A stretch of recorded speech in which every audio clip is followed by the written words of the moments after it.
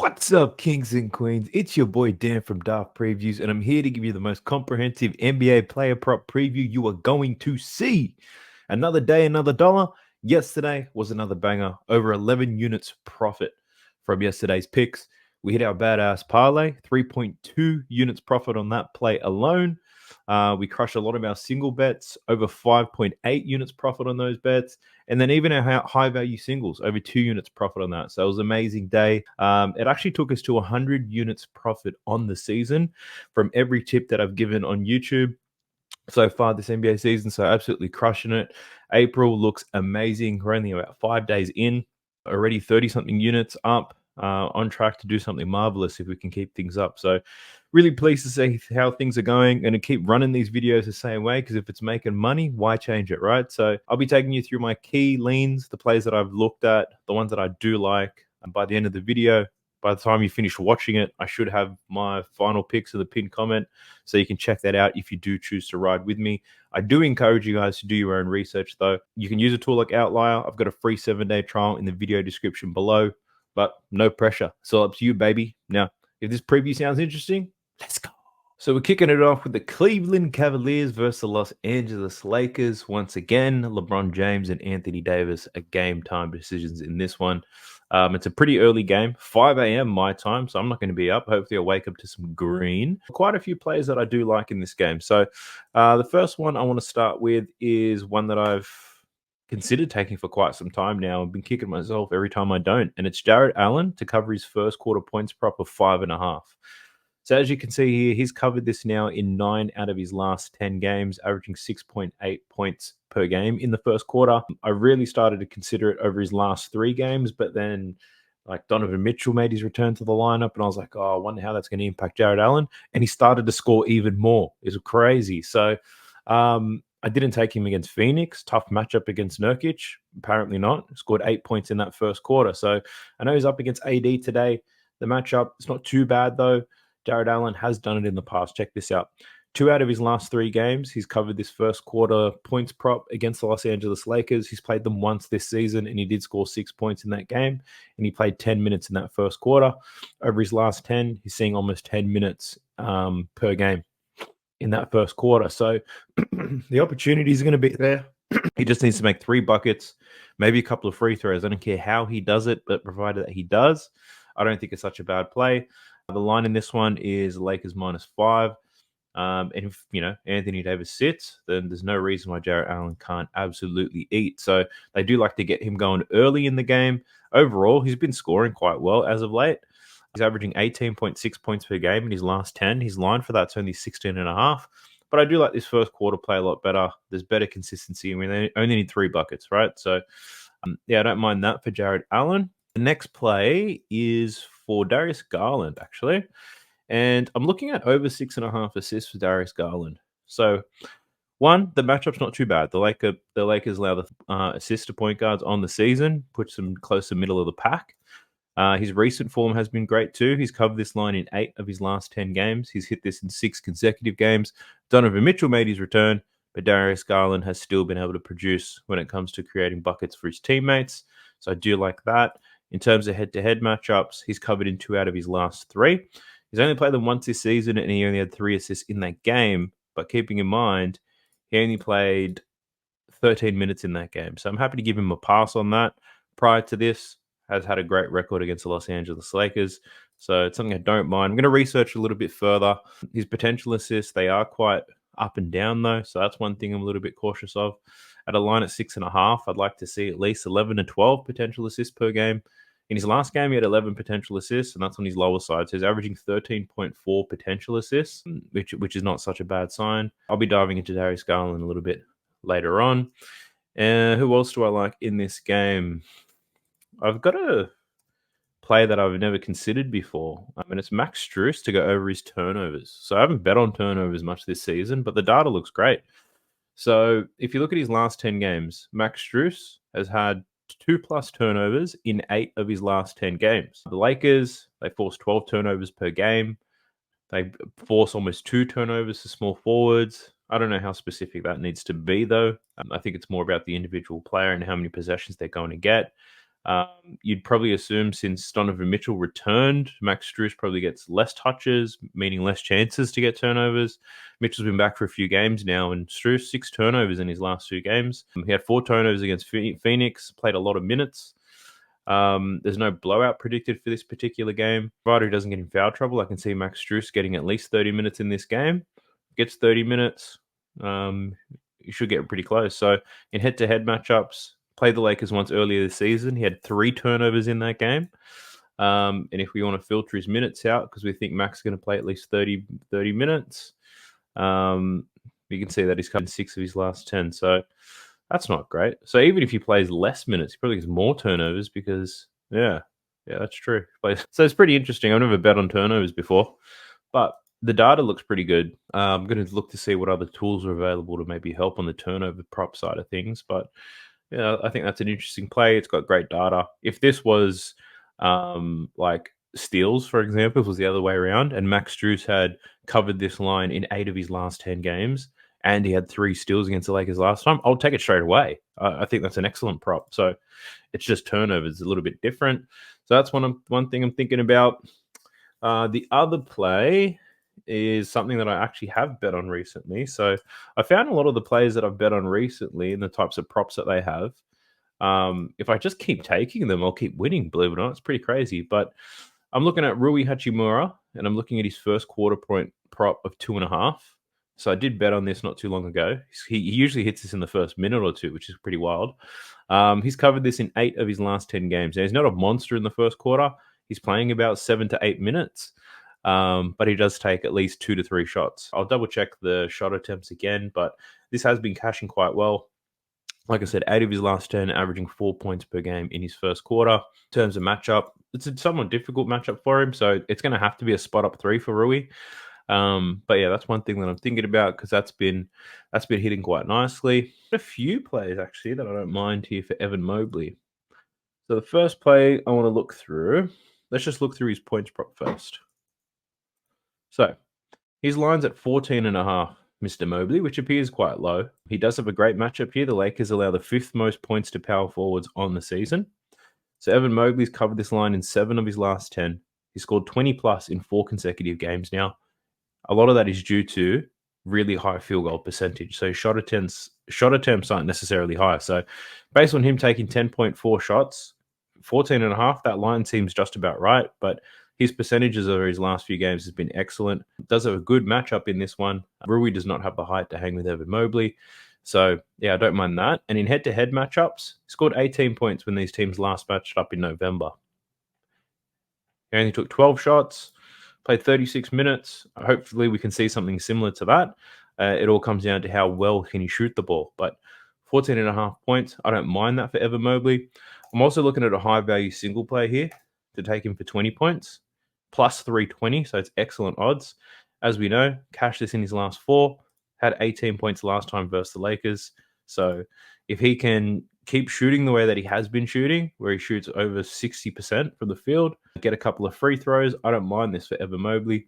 This is a road game, and I'm not too worried about that. The last 3 games the Cavs have played have been on the road, and he scored 23, 21, and 20 points in those games. So, yeah, not minding Evan Mobley here to hit this extended line and score 20 points.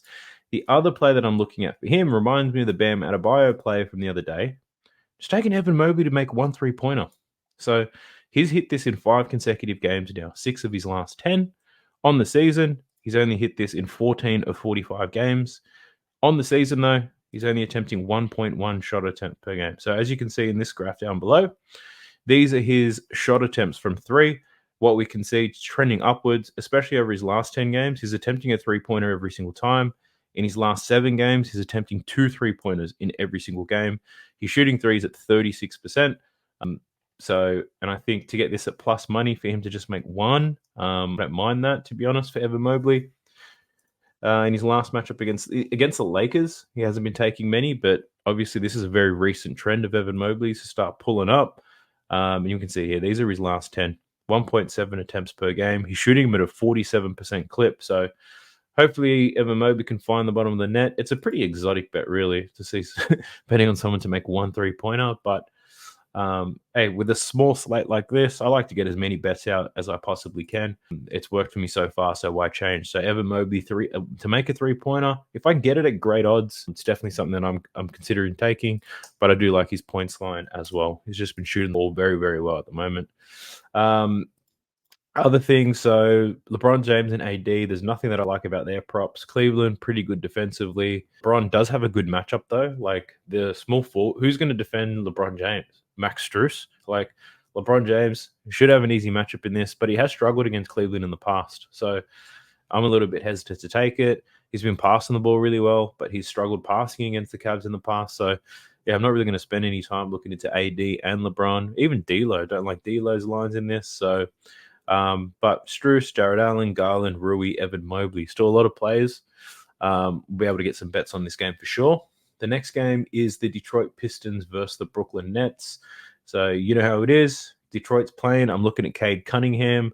He is questionable. I don't know if he's going to play, but pretty much I'm going to keep taking the same bet, and it's this. Cade Cunningham, over 11.5 rebounds plus assists. He's cashed this in 8 of his last 10, 15 of his last 20, and he cashed it in his last 2 games against the Brooklyn Nets this season.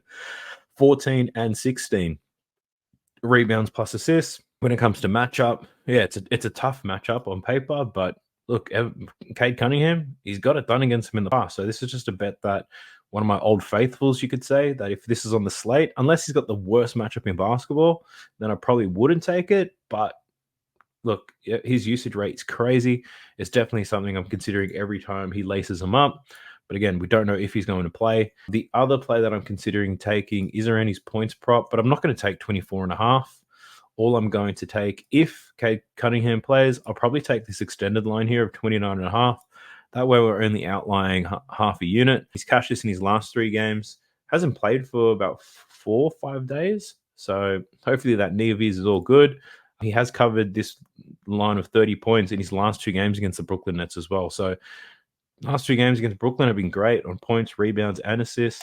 I don't mind just laying half a unit here on Cade Cunningham, a big game. But if he doesn't have a big scoring game, hopefully he's contributing with rebounds and assists. And then we get covered on that side of the ball too. So, yeah, Cade Cunningham, we'll see. I'll watch the lineup closely. We'll see if he's going to play or not. Actually, if I see his prop available, I'm just going to take it. Because if he doesn't play, then I'll just get my money back. Simple as that. Other than that, there's nothing else in this game that I do like. Nothing. Claxton, Duran, Jaden Ivey. I spoke shit about Jaden Ivey and exploded today. So, yeah, Mikal Bridges. I think Mikal Bridges, out of all the players, probably has the best trends, but I hate betting on that guy. So I'm not going to waste anybody's time with that. So let's jump into the next game. It's the Philadelphia 76ers versus the Memphis Grizzlies. Memphis obviously have half their team out, half their whole roster. Philly minus 12-point favorites. Maxey, Harris, and Embiid are game time decisions, as well as Mo Bamba. Who knows? Who knows who's going to play? But one player that I am thinking about, there's only lines available on 3 players at the moment. Looking at Tyrese Maxey to go over 6.5 assists. So the form lines don't look great on this, but this is what I'm thinking. So he's only hit this in 5 out of his last 10 games. In head-to-head matchups against Memphis, he only had 4 assists last time. His last few games have been great. He's only played 1 game of Joel Embiid since he's returned, and in that game, he had 11 assists. So what I've done is I've played around with the filters, games with Joel Embiid, and we can see here Tyrese Maxey has covered this in 7 of his last 10 games with Joel Embiid in the lineup. The matchup is good. The Grizzlies allow the 8th most assists to point guards on the season. Tyrese Maxey averaging 10 potential assists over that span and getting 7.4 assists in the game. So, yeah, if he can get 10 to 12 potential assists in this game against Memphis, I don't see why not. I'm not going to take the bet straight away, though, but this is just something I'm thinking about. If Embiid doesn't play, then it might change my mind a little bit. Let's see how he's gone without Embiid. But without Embiid, he's covered in 4 out of his last 10. So it still might be something that you take, to be honest. But we'll see. We'll see where I land with that one. But Tyrese Maxey, that's one that I'm thinking about. The other one I'm pretty confident that I'm going to is on this man, Gigi Jackson. So what I'm looking at is an under in his points plus assists. 21.5 to the line. Now, Gigi Jackson has gone under this line in 7 consecutive games. In terms of the matchup, it's not too bad. For points, for assists, it's great for this play. Gigi Jackson, I think the biggest risk that you'd probably make the assumption out of is what if Jaren Jackson doesn't play, right? Because if Jaren Jackson does play, then it's easy to assume that we're looking good here because he's going to take the lion's share of the shots, right? Because he has been playing as of late. His last 6 games with Jaren Jackson Jr. in the lineup, he's gone under, right? But what if he doesn't play, right? Then if he doesn't play, then does that mean someone like Gigi Jackson gets more opportunities? With Jaren Jackson in the lineup, he's only covered this line in 8 of 10 games. On the season, he's played 11 games without Jaren Jackson Jr., and in those games, he's only covered this line twice. So in those games, it was the Milwaukee Bucks, can't play defense, and the Charlotte Hornets, who don't play defense at all. So other than that, he's had easy matchups. Detroit and Washington, and he's gone under in those. Look at all these teams he's played. Detroit, Washington, Brooklyn, Portland. All those teams are trash. Not going to make the playoffs. Gigi Jackson hasn't fired on those. New York, Boston, difficult matchups there. I get it. So I think the number might be a little bit inflated for Gigi Jackson, and I think I'm willing to take the risk here on the under. So that's one thing I'm thinking about. But other than that, that game's looking, it's pretty limited at the moment. Only 3 players available. And the last game is the Atlanta Hawks versus the Denver Nuggets. Jamal Murray's a game decision. He's still questionable. Gordon and Jokic game time decisions as well, but they are likely to play. What I'm thinking about, well, firstly, there are limited markets available at the moment. All the Hawks players are available. MPJ, Gordon, some of their lines are available, but not the ones I'd normally take. So I think they only have their points lines available or something like that. So I guess I'll start by saying Michael Porter Jr., first quarter prop. If it's 4.5, 5.5, I'm taking it. I'm just letting you know. I might do the same with his rebounds. If it's 1.5, Aaron Gordon, if his points line's at 3.5, I'll take it. If his rebound line's at 1.5, I'll take it. Those things just cash all the time. So there's some that I'm thinking about already, but those lines aren't available just yet. I think we're waiting on the Jamal Murray news. The other picks that I'm looking at in this game, though, I'm looking at Jaylen Johnson as one of those players. And I'm looking at it over in his rebounds plus assists. So let me get that up for you. So that line's at 11.5.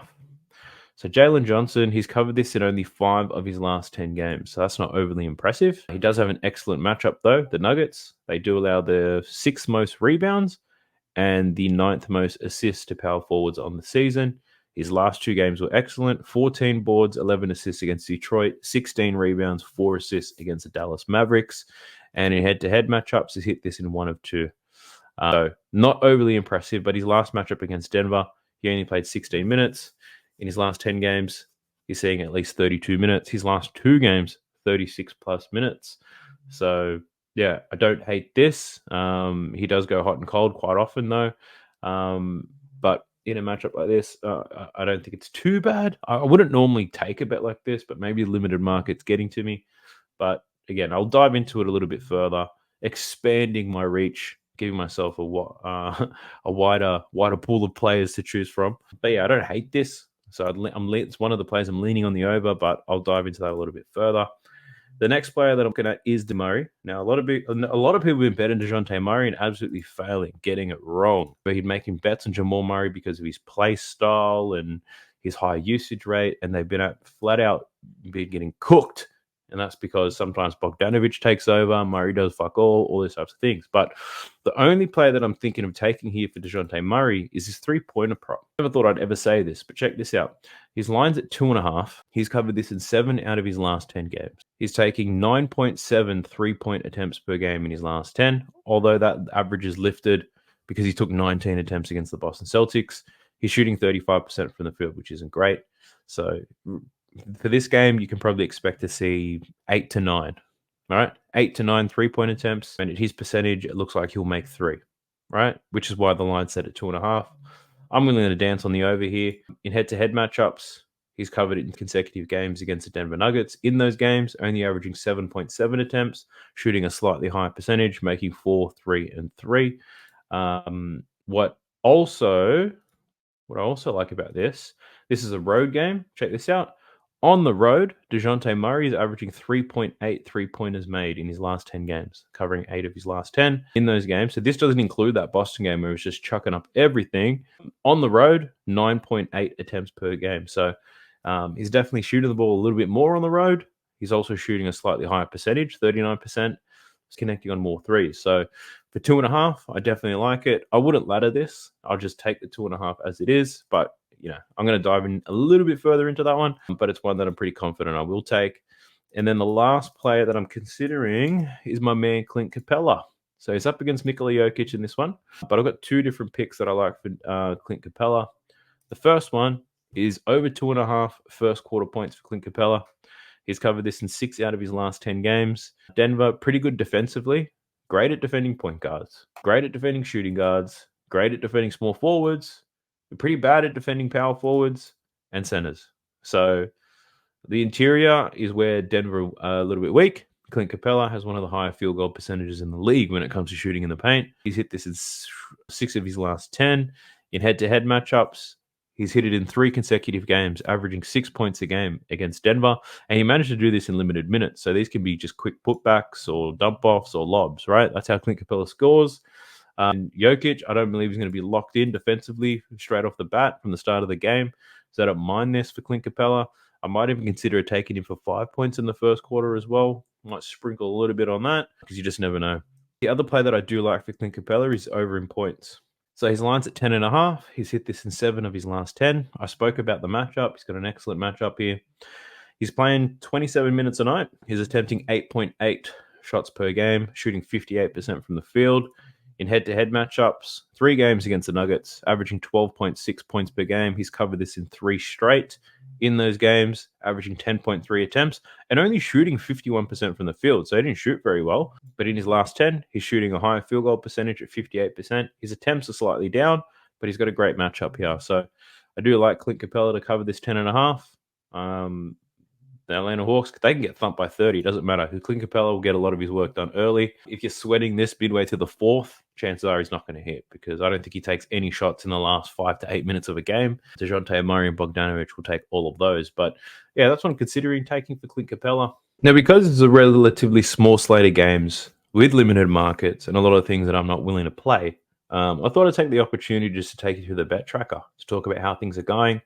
I'll open up the analyzer so you can see how I'm performing on different types of picks throughout the month. So just let me share my screen right here. Let's get into that. All right, so we're into my bet analytics on this one. So bet analytics is what I use to track all my picks.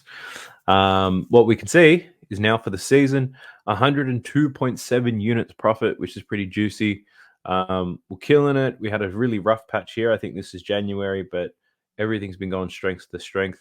In April especially, it's been absolutely crazy. So check this out. This is going to show how I've gone month on month. 5.3 units profit in October, 27 units in November, 18 units in December. We lost 18 units in January. I felt my whole life was crumbling. And then February, March, things really started to pick up. I think I picked up Outlier about here, and I said this. Once I started using Outlier, my hit rate just went through the roof. 25 units in Feb, 10 units in March. At one point in March, we were down about 8 units, so we recovered quite well. And then so far in April, 33.4 units profit, and it's only been 5 days. So April's gone crazy.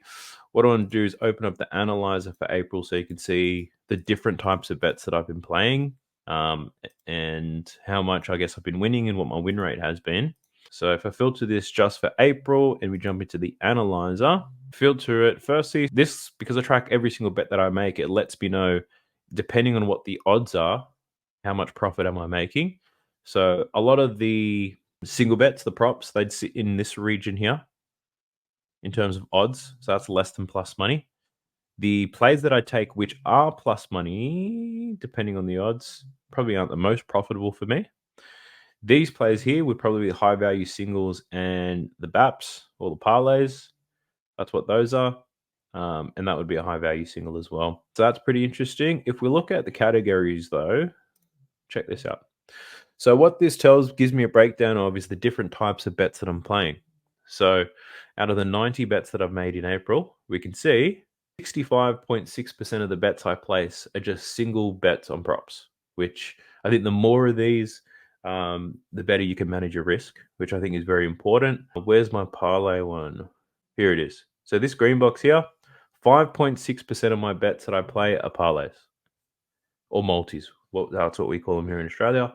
And I think the smaller you can make this for your own personal betting, the better. So the less parlays you play, the more profit you're going to make. I've got these are parlays as well, so 1.1%. So yeah, about 7% of my bets so far in April have been parlays.